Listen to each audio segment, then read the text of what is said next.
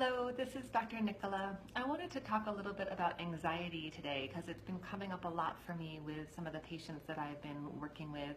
And it always does, but this week and last week it seems to be coming up in particular. So I want to talk a little bit about simply presencing what's coming up.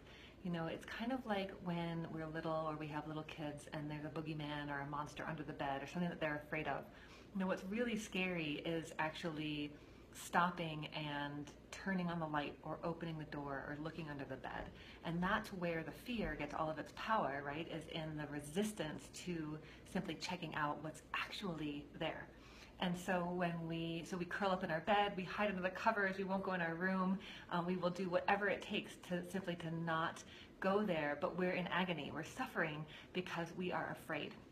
And so anxiety is very similar. We are running from something, some part of ourselves, some piece of our past, some piece of who we know ourselves to be but don't want to admit, which P.S. we all have.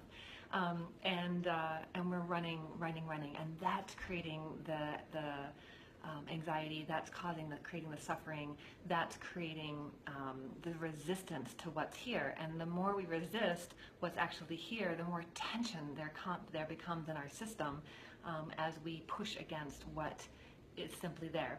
And so what I've been working with people this week in my office to do is simply, without judgment, without story, taking a few deep breaths, creating a really beautiful big heart space, and like really imagine your heart space and imagine growing it till you don't even know where the boundaries are.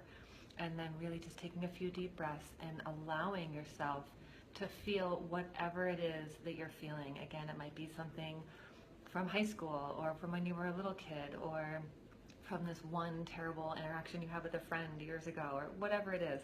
But again, without trying to analyze, explain, or make it different, simply presence it and notice it. And like you would with a small child that was suffering or worried or scared, we show up.